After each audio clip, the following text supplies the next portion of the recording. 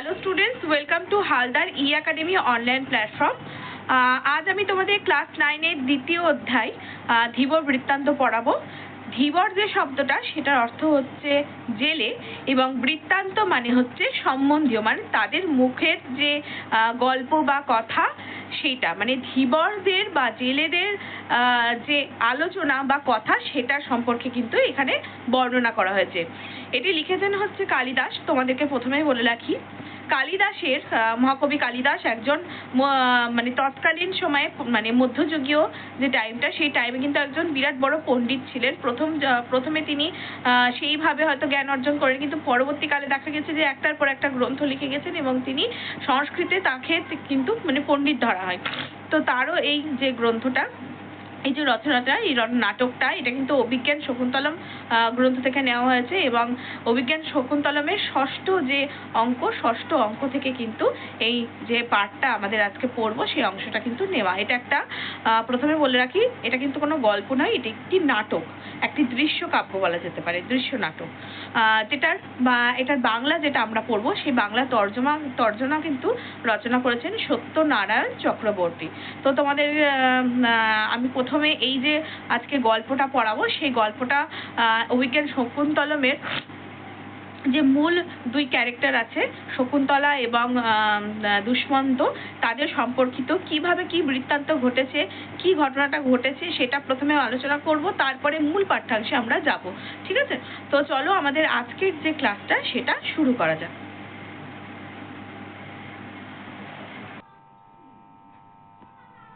তো দেখো, তোমাদের এই মানেটা প্রথমে আমি লিখে দিই। ধীবর মানে হচ্ছে জেলে,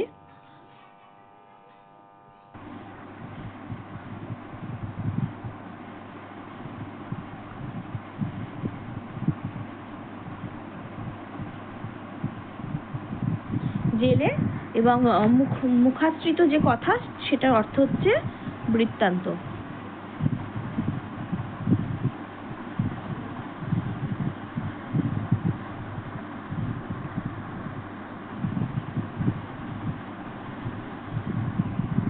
এটা একটি নাটক বা দৃশ্য কাব্য, অভিজ্ঞান শকুন্তলম নাটকের, এখানে লিখছি আমি।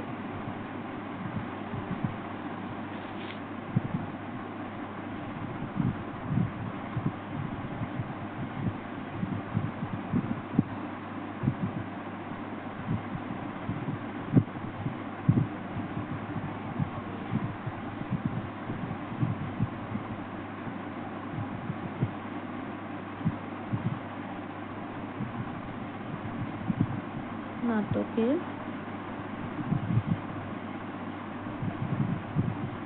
ষষ্ঠ অঙ্ক থেকে কিন্তু এটি নেওয়া হয়েছে।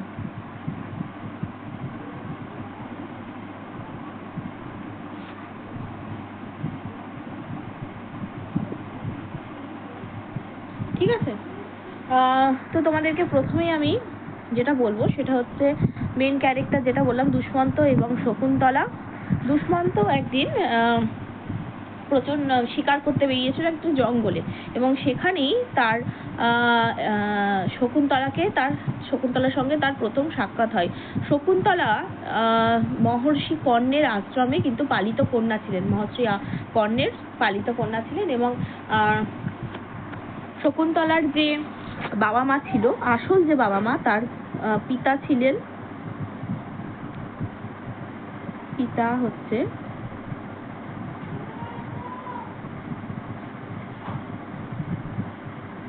হচ্ছে ঋষি বিশ্বামিত্র,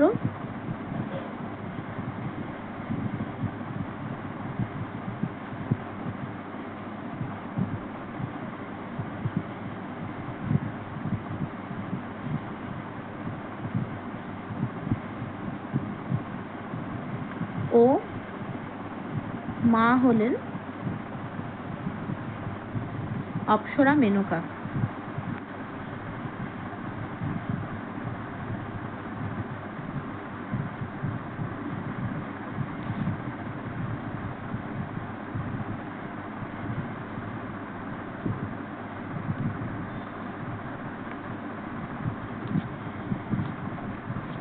অপ্সরা মেনকা হচ্ছে মা। আর তারা এরপরে তিনি মহর্ষি কর্ণের কাছে কিন্তু লালিত পালিত হন এবং ভীষণভাবে খুবই স্নিগ্ধ এবং শান্ত মেজাজের একটি মেয়ে ছিলেন। একদম কি বলবো তোমাদেরকে, খুবই নম্র, ভদ্র, শান্ত, এবং তার যে রূপ ছিল, তার যে সৌন্দর্য, সেই সৌন্দর্যে মোহিত হয়ে কিন্তু রাজা দুষ্মন্ত তার প্রেমে পড়ে যায়।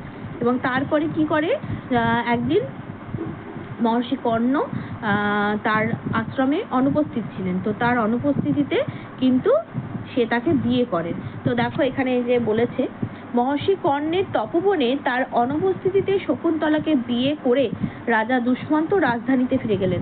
রাজা দুষ্মন্ত কি করলেন, যেহেতু তিনি স্বীকার করতে বেরিয়েছেন, হট করে এরকম একটা সিদ্ধান্ত তিনি নেবেন, এটা তো তার রাজ্যের প্রজারা গ্রহণ নাই করতে পারে, সেই জন্য যাতে পরিস্থিতিটা একটু সামাল দিতে হয়, তার জন্য তিনি কিন্তু শকুন্তলাকে সেই স্থানে রেখে গেলেন এবং কথা দিলেন যে সেই বা তার অনুচররা এসে কিন্তু তাকে যথাযোগ্য সম্মান দিয়ে রাজধানীতে ফিরিয়ে নিয়ে যাবে।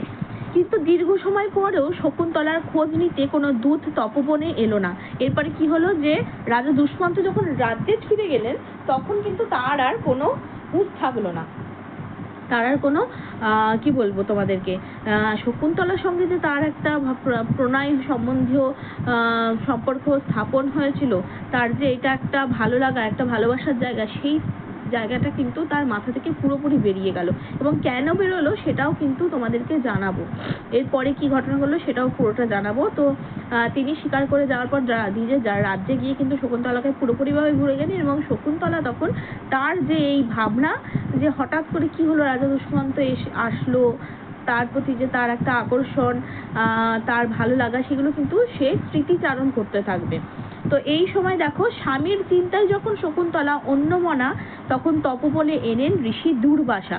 ঋষি দুর্বাসার নাম আমরা শুনেছি, ভীষণ রাগী, কারণ তাকে সন্তুষ্ট করা কিন্তু মানুষের পক্ষে খুব অসম্ভব। মানে একটু পান থেকে বলে না, চুন খসলেই কিন্তু সে অভিশাপ দিয়ে দেয় যে কোনো মানুষকে। তার একটা ভীষণ রাগী একজন ঋষি দুর্বাসা। তো যে তিনি যখন এরকমই মহর্ষি কর্ণের আশ্রমে নিজের স্বামীর চিন্তায় মগ্ন হয়েছিলেন, ঠিক সেই সময় অতিথির আগমন, কে না ঋষি দুর্বাসা। শকুন্তলা তার টের না পাওয়ায় ঋষি অপমানিত বোধ করলেন এবং অভিশাপ দিলেন, যার চিন্তায় সে মগ্ন সেই ব্যক্তি শকুন্তলাকে ভুলে যাবেন। এরপর কি হলো, শকুন্তলা কি করছে না, নিজের স্বামীর চিন্তা এতটাই মগ্ন হয়ে গেলেন। আমাদের বাড়িতে যখন কোনো অতিথি আসে, তখন অতিথিকে আমরা যথাযথ তাকে কিন্তু সেই সম্মান প্রদর্শন করি, আসতে বলি, বসতে বলি, তাকে খাবার জল দিই, তার অতিথি সেবা করি। তো এই সেবাটা পুরোপুরিভাবে কিন্তু ঋষি দুর্বাসা পেলেন না। তো যখনই তিনি গেলেন, তিনি একটা তাচ্ছিল্য ভাব, একটা অপমানিত বোধ, ইগনোর করা যে জিনিসটা বলা হয়, পুরোপুরিভাবে সেটা পেলেন। এবং সেটা পেয়ে কিন্তু সেটা দিতে পারলেন না ঋষি দুর্বাসা, এবং তার প্রচন্ড রাগ হলো এবং রেগে গিয়ে কিন্তু সে শকুন্তলাকে অভিশাপ দিল কি, যে সে যে চিন্তায় মগ্ন, যার চিন্তায় সে বসে আছে, সেই ব্যক্তি কিন্তু তাকে পুরোপুরিভাবে ভুলে যাবে, তার কিন্তু শকুন্তলাকে আর কোনোদিনও মনে থাকবে না। শেষ পর্যন্ত সখী প্রিয়ংবদার অনুরোধে ঋষি বললেন যে কোনো নিদর্শন দেখাতে পারলে তবে সাপের প্রভাব দূর হবে। তোমাদেরকে বলে রাখি, শকুন্তলার দুই প্রিয় সখী ছিল। সখীদের নাম হচ্ছে, একজন হচ্ছে প্রিয়ংবদা,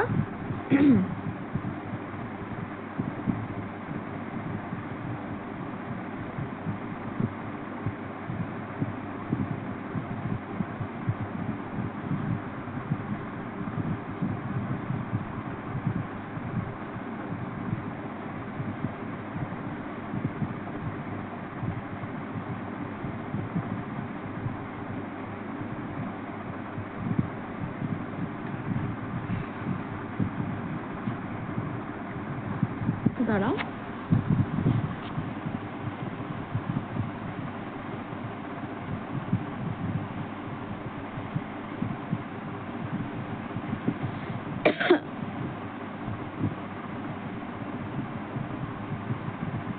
অর্থাৎ প্রিয়ংবদা এবং অনুসুয়া।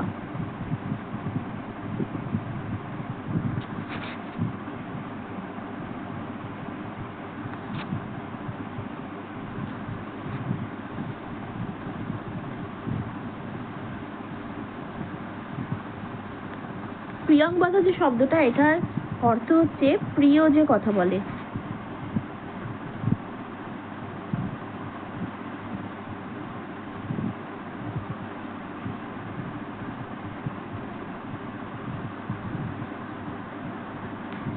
এই প্রিয়ংবদা এবং অনসূয়া এই দুজনেই কিন্তু তার খুবই কাছের বান্ধবী ছিলেন।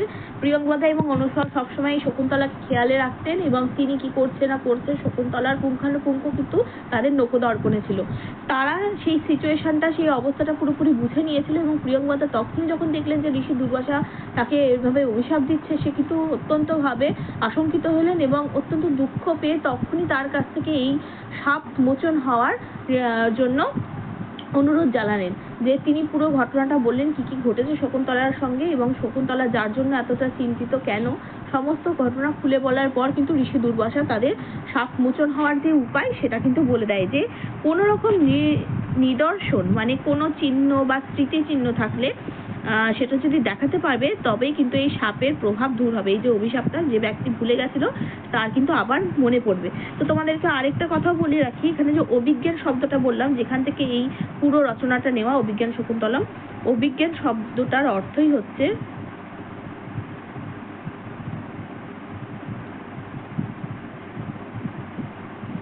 নিচে লিখছি আমি, স্মৃতিচিহ্ন।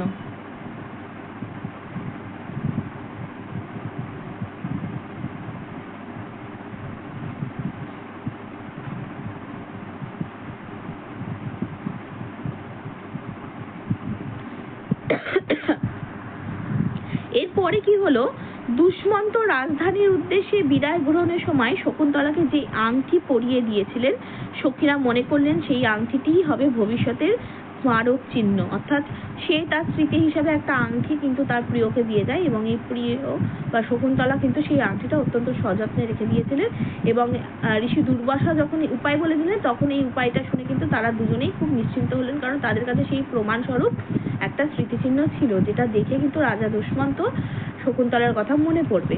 তারপর মহর্ষি কর্ণ তীর্থ থেকে ফিরে শকুন্তলাকে পতিগৃহে পাঠানোর আয়োজন করলেন। এরপর মহর্ষি কর্ণ এলো এবং সমস্ত সিচুয়েশনটা দেখলো, সমস্ত ঘটনা কি কি ঘটেছে জানলো এবং তিনি সিদ্ধান্ত নিলেন যে এবার অনসূয়াকে এবার কিন্তু শকুন্তলাকে তার পতিগৃহে যেতে হবে, কারণ এতদিন ধরে কেউ যদি বসে থাকে মানে তার স্বামীর চিন্তায় থাকে এবং তার স্বামী ছাড়া থাকে তো বাইরের আশেপাশের মানুষজন সে একটা খারাপ কথা বলবে, তো সেই জন্যই তিনি খুব তড়িঘড়ি করে তাকে পতিগৃহে অর্থাৎ দুষ্মন্তের রাজধানীতে পাঠানোর কিন্তু আয়োজন শুরু করলেন। দুষ্মন্ত সমীপে উপস্থিত হলে তিনি শকুন্তলাকে চিনতে পারলেন না। সমীপে অর্থাৎ সামনে।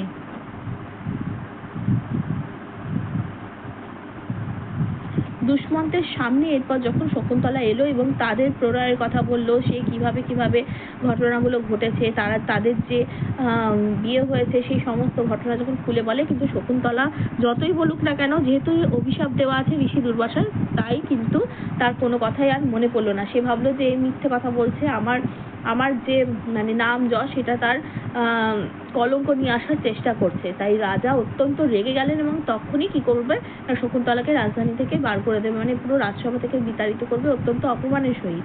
এদিকে পথে শচী তীর্থে স্নানের পর অঞ্জলি দেওয়ার সময় হাত থেকে খুলে পড়ে গেছে শকুন্তলার হাতের আংটিটি। কি হয়েছে, তার যে স্মৃতিচিহ্ন যেটা দেখলে রাজা তার কথা মনে পড়বে সেই স্মৃতিচিহ্নটাও কিন্তু নেই। মানে যখন প্রশ্ন উঠবে রাজসভায়, শকুন্তলা যখন উপস্থিত হবে যে আচ্ছা রাজা যদি এত ঘটনাই আপনার সাথে ঘটায়, আপনার সাথে বিবাহ করে, রাজা কি কোনো আপনাকে কিছু দিয়েছে বা কোনো স্মৃতি হিসেবে কিছু প্রমাণ হিসেবে দেখতে পারবেন? যখন সে প্রমাণটা দেখাতে চাই তখন তার মনে পড়বে যে সে রাস্তায় আসার সময় মানে দুষ্মন্তের কাছে আসার সময় তারা কিন্তু শচী তীর্থে স্নান করতে গেছিল এবং সেই সময় অঞ্জলি যখন দিতে গেছিল তখন কিন্তু তার হাত থেকে আংটিটি খুলে পড়ে গিয়েছিল এবং পড়ে যাওয়ার কারণে সে তার ওই শেষ চিহ্নটুকু নিয়েও কিন্তু হারিয়ে ফেলে। তখন শকুন্তলা অপমানিত হয় গোটা রাজসভায়। তখন রাজসভা জুড়ে যেহেতু সে যথাযথ প্রমাণ দিতে পারে না, তখন কিন্তু সবাই তাকে অপমান করে, এমনকি রাজসভার রাজা পর্যন্ত কিন্তু অপমান করে, কারণ রাজার তো কিছু মনে নেই। রাজা ভাবছে পুরোপুরি নাটক, মিথ্যে কথা বলে সে পুরো যেহেতু রাজা তার রাজধানী নিতে চাইছে, তাকে তার সম্পত্তির ওপর অধিকার বসাতে চাইছে, সেই রাজা তখন পুরো রাজসভায় তাকে প্রচন্ড বাজেভাবে অপমান করেন এবং সেখান থেকে বিতাড়িত করে দেন। ঘটনাক্রমে তখন কি হয়, সেই আংটিটি পেল এক ধীবর। এরপর থেকে কিন্তু আমাদের আসল নাটকটা শুরু হবে। তোমাদেরকে বলে রাখি যে অনেক সময় এই ছোট প্রশ্ন দেয় যে দুষ্মন্ত প্রদত্ত আংটিটি শকুন্তলা কিভাবে হারিয়ে ফেলেছিলেন, তখন কিন্তু তোমাদেরকে বলতে হবে মহর্ষি কর্ণ যখন তীর্থ থেকে ফিরে এসে শকুন্তলাকে প্রতিগৃহে যাওয়ার ব্যবস্থা করেছিলেন, সিদ্ধান্ত নিয়েছিলেন, তখন পথে যেতে কিন্তু সচিব তীর্থে এসে স্নান করার পর অঞ্জলি দেওয়ার সময় আংটিটি তার হাত থেকে খুলে পড়ে যায়। এইভাবে শকুন্তলা তার স্বামী প্রদত্ত যে আংটিটি সেটি হারিয়ে ফেলেছিল। এবং ছোট ছোট প্রশ্ন আসে, অভিজ্ঞান শব্দটির অর্থ কি, কোথা থেকে নেওয়া হয়েছে, তার দুই সখীর নাম, তারপরে যে ঋষির কোন তপবনে ছিলেন, তখন বলতে হবে ঋষিকর্ণের তপবনে তিনি আশ্রিত ছিলেন, তারপরে তার দুই সখীর নাম আসে। তো এগুলো শর্ট প্রশ্ন, এক নম্বরের অতি সংক্ষিপ্ত 1 নম্বর, 2 নম্বরের কিন্তু প্রশ্ন আসে এখান থেকে। এরপরে দেখো বলছে, তারপর নগর রক্ষায় নিযুক্ত রাজশ্যালক পিছনে হাত বাঁধা অবস্থায় এক পুরুষকে সঙ্গে নিয়ে 2 রক্ষীর প্রবেশ। এবার মূল নাটকের জায়গায় আমরা এসেছি। নগর রক্ষা অর্থাৎ নগরগুলো দেখাশোনার জন্য তিনি রাজা দুষ্মন্ত দায়িত্ব দিয়েছিলেন রাজশ্যালককে। এবং তিনি কি করেছেন, তিনি কোন একটা ব্যক্তিকে দেখে তার সন্দেহ বলে মনে হয়েছে এবং সন্দেহভাজন সেই ব্যক্তিকে কিন্তু তিনি হাত বেঁধে, পেছনের হাতটা বেঁধে পুরো সঙ্গে নিয়ে 2 রক্ষী সমেত প্রবেশ করছে পুরো ভরা রাজসভায়। 2 রক্ষী তাড়না করে, ওরে বেটা চোর, বল মণিখচিত রাজার নাম খোদাই করা এই রাজার আংটিটি তুই কোথায় পেলি। অর্থাৎ কি বোঝানো হয়েছে দেখো, যে আংটিটির কথা এতক্ষণ খোঁজাখুঁজি চলছিল, যে আংটিটির কথা স্মৃতিচিহ্ন হিসাবে শকুন্তলা রেখেছিলেন, সেই আংটিটি কিন্তু এবার খুঁজে পেয়েছেন। কোথায় পাওয়া গেছে না, কোনো একজন জেলে কিন্তু সেই আংটিটি পেয়েছেন। এবং যখন পেয়েছেন সেটা যখন সে বিক্রি করতে গেছে বা কোনো কিছু করতে গেছে, তখন কিন্তু রাজপরিবারের রাজশ্যালকরা 2 রক্ষীরা এরকম ঘুরে বেড়াচ্ছিল, তাদের হাতে নাতে সেই জেলে ধরা পড়েছে। এবং জেলে ধরা পড়ে কিন্তু রাজশ্যালক মনে করেছেন যে নিশ্চয়ই এই রাজার আংটিটা চুরি করেছে, চুরি করে সে এখানে বিক্রি করতে এসেছে। তাকেই সন্দেহ করে তখন কিন্তু 2 রক্ষী সমেত রক্ষীদেরকে নিয়ে রাজসভায় সেই ব্যক্তিকে হাতে বেঁধে পুরো নিয়ে আসা হয়েছে। তখন 2 রক্ষী বলছে যে চোর, সে তো চোর, চুরি করেছে তাদের কাছে, ওরে বেটা চোর মণিখচিত রাজার নাম খোদাই করা, অর্থাৎ যে আংটিটি শকুন্তলাকে সে দিয়েছিল রাজা দুষ্মন্ত, সেই আংটিতে কিন্তু তার নিজের নামও লেখা ছিল। তো তার নাম খোদাই করা এই আংটিটি তুই কোথায় পেলি। তখন পুরুষ, অর্থাৎ যাকে ধরে নিয়ে আসা হয়েছে, সে বলছে, পুরুষ ভয় পাওয়ার অভিনয় করে, আপনারা শান্ত হন, আমি এরকম কাজ করিনি, অর্থাৎ চুরি করিনি। অর্থাৎ সে সবাইকে বলছে যে না না, আপনারা যেটা ভাবছেন সেটা ঠিক নয়, আপনারা ভুল আমাকে ভাবছেন, আমি কিন্তু এইরকম কোনো কাজ করিনি, আপনারা এইভাবে আমাদেরকে ধরে নিয়ে এসেছেন, এই কাজ তো আমি নিজে করিনি, কেন আপনি আমাকে ফালতু সন্দেহ করছেন, চোর বলে সবার সামনে সাব্যস্ত করছেন। প্রথম রক্ষী তখন কি বলছে যে তবে কি তোকে সৎ ব্রাহ্মণ বিবেচনা করে রাজা এটা দান করেছে। দিয়ে তখন কি বলছে যে তবে কি এই যে তুই যে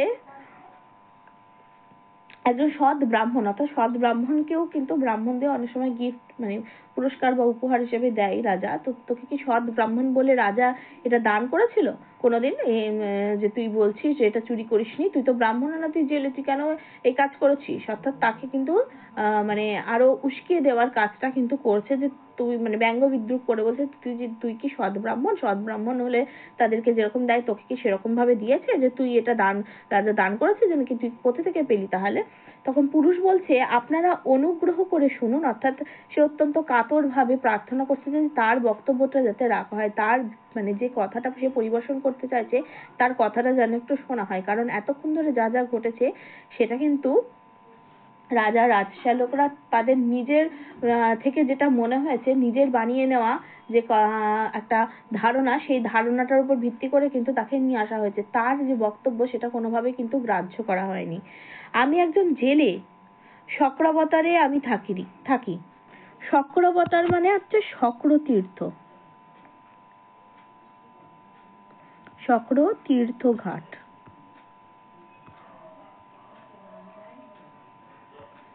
শক্রতীর্থ ঘাটে থাকি। এখান থেকে প্রশ্ন আসে যে জেলে কোথায় থাকে, তখন বলতে হবে শক্রাবতার বা শক্রতীর্থ ঘাটে কিন্তু জেলে থাকে।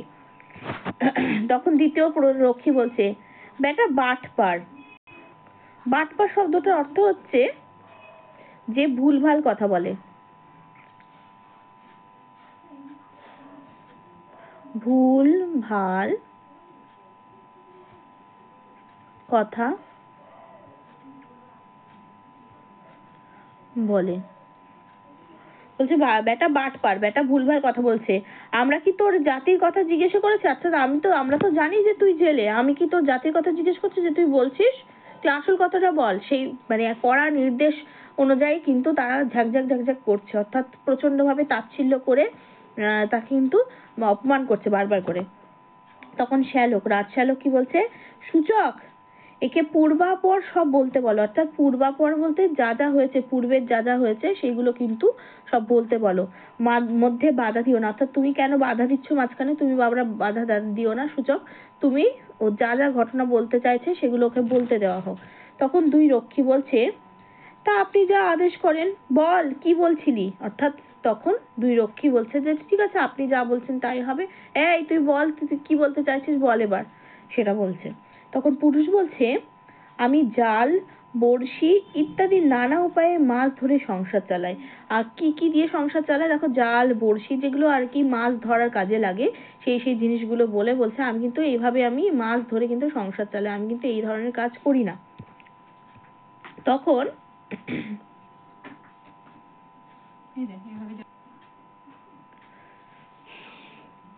রাজশ্যালক তখন হাসছে। রাজশ্যালক হেসে বলছে, তা তোর জীবিকা বেশ পবিত্র বলতে বলতে হয় দেখছি। মানে তুই যেভাবে বলছিস বা যেভাবে তাচ্ছিল্য বোধ করে, ব্যঙ্গ বিদ্রুপ করে আহ কি বলবো, খুবই তুচ্ছ ভাবে জিনিসটা নিয়ে বলছে যে তোর তো জীবিকা খুব পবিত্র বলে মনে হচ্ছে। অর্থাৎ তুই কোনোদিনও চুরি চামারি কিছু করিসনি, একবারে যা করতে হয় সেটুকুনি করে চালাচ্ছিস। অর্থাৎ খুবই আর কি তাকে হেয় করে নিচে দেখিয়ে কিন্তু এই কথাটা বলছে। তখন পুরুষ, শুনুন মহাশয়, এরকম বলবেন না। মানে তার অত্যন্ত আসলে যারা সাধারণ মানুষ হয় তারা কিন্তু অত্যন্ত সৎভাবে চলে, তো এবং তাদেরকে যদি কেউ এরকম বাজে নির্দেশ করে, বাজে কথা বলে বা খুব হেয় করে, খুব নিম্ন কথা বলে, কিন্তু তাদের মনে লাগে, তাদের সম্মানে কিন্তু লাগে। তাই বলছে যে এরকম কথা বলবেন না, যে আমি মানে এরকম যে ব্যঙ্গ বিদ্রুপটা সে কিন্তু নিতে পারছে না। তাই বলছে যে এরকম কথা কিন্তু আমার সাথে আপনি বলবেন না। যে বৃত্তি নিয়ে যে মানুষ জন্মেছে সে বৃত্তি নিন্দনীয় হলেও তা পরিত্যাগ করা উচিত নয়। এখানে আমরা দেখতে পাচ্ছি জেলে কিন্তু একটা সৎ জ্ঞান উপদেশ কিন্তু আমাদেরকে দিয়েছে, যে বৃত্তি অর্থাৎ যে জীবিকা নিয়ে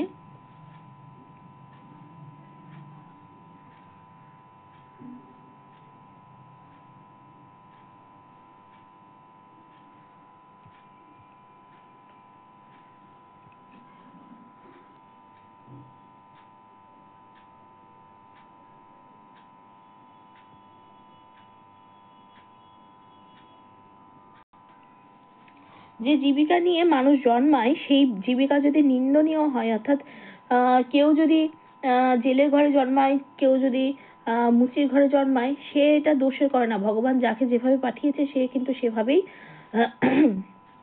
বড় হয়েছে, এবং তার যে পেশাবৃত্তি সেটা কিন্তু নিন্দনীয় না, অর্থাৎ ঘৃণার কোনো কাজ নয়, এবং সেটা যাই করুক না কেন সেটা কিন্তু ত্যাগ করা তার উচিত না, একবারে পুরোপুরিভাবে মুছিয়ে দেওয়া তার উচিত না।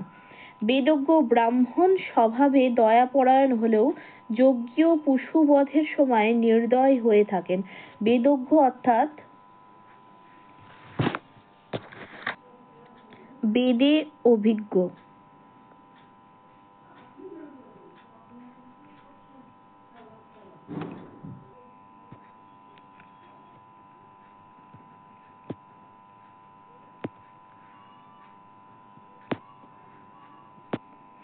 তো বলছে দেখো, বেদজ্ঞ অর্থাৎ বেদে অভিজ্ঞ ব্রাহ্মণ তার স্বভাব অত্যন্ত দয়াপরায়ণ হলেও যজ্ঞ অর্থাৎ যজ্ঞের সময় পশু যে বধ দিতে হয়, আমরা জানি যে অনেক সময় বিভিন্ন রাজসূয়, অশ্বমেধ, বিভিন্ন রকম যজ্ঞ কিন্তু করতে হয়, এবং এই যজ্ঞের সময় বা যারা বেদে অভিজ্ঞ তাদের অনেক সময় বিরাট বিরাট যজ্ঞ হতো আগেকার দিনে। সেই যজ্ঞের সময় কিন্তু তাদেরকে পশু বলি দিতে হয়, এবং পশু বলির সময় কিন্তু তাদেরকে নির্দয় হতে হয়।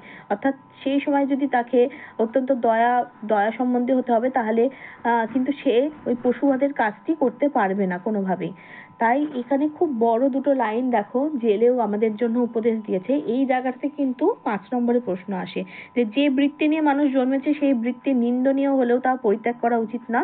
কে কোন প্রসঙ্গে মন্তব্যটি করেছেন, এখানে বক্তার চরিত্রের যে বৈশিষ্ট্য প্রকাশিত হয়েছে তা আলোচনা করো। এরকম ধরনের কিন্তু প্রশ্ন আসতে পারে। তখন কিন্তু বলতে হবে যে এই যে নাটক ধীবর বৃত্তান্ত নাটকের যে চরিত্র ধীবর, সে রাজশালক এবং 2 রক্ষীদের কিন্তু এইটা জানিয়েছে এবং গরিব যে ধীবর সে জাল বড়শি ইত্যাদির সাহায্যে মাছ ধরে সংসার চালায় এবং সেগুলো যখন সে বলতে চায় রাজশালকদের, তখন কিন্তু তারা সেই তার এই জীবিকা নিয়ে প্রশ্ন তোলে এবং ব্যঙ্গ বিদ্রূপ করে। সেই সম্পর্কে কিন্তু সে বলতে চেয়েছে এবং উদাহরণস্বরূপ কিন্তু সে এই বেদজ্ঞ ব্রাহ্মণদের দিয়ে উদাহরণ দিয়ে কিন্তু বুঝিয়েছেন যে পশু বধের সময় যখন আসে, যজ্ঞের নিয়ম অনুযায়ী যখন পশু বধ করতে হয়, তখন কিন্তু তাদেরও এরকম ভাবেই নির্দয় হতে হয়। কোনো পেশায় সম্পূর্ণভাবে নির্ভুল বা ত্রুটি মুক্ত কিন্তু হতে পারে না। প্রত্যেক পেশাতেই কিছু না কিছু কিন্তু নেতিবাচক দিক থাকে। এই যে জ্ঞানটা, এই জ্ঞানটা কিন্তু সে শুধুমাত্র যে রাজশালক বা 2 রক্ষীর জন্য দিল তা কিন্তু নয়। এটা কিন্তু যারা পাঠক, মানে যারা আমরা পড়ছি, তাদের জন্যও কিন্তু এটা একটা মস্ত বড় জ্ঞান যে আমরা জীবনে কিছু যাই করি না কেন, আমরা যে পেশার সঙ্গে যুক্ত আছি সেই পেশাকে কিন্তু ত্রুটিও থাকতে পারে, ভালো গুণও থাকতে পারে, সবই কিন্তু থাকে। কিন্তু আমাদের কখনো কখনো এমনও কিছু সিদ্ধান্ত নিতে হয় যেটা অনেক সময় আমাদের হয়তো সৎভাবে না হলেও বা অনেক সময় নেগেটিভ দিক দেখলেও আমাদের কিন্তু সেই দিকটাতে এগিয়ে করতে হয়। নির্ভুল কোনো পেশায় কিন্তু নির্ভুল হয় না। এই যোগ্য জবাব কিন্তু সে রাজশালক এবং 2 রক্ষীদের দিয়েছে। তো আমাদের আজকের যে ক্লাস সেটা আমি এতটুকুনি রাখছি, পরের অংশটুকুনি আমরা পরের ক্লাসে পড়বো।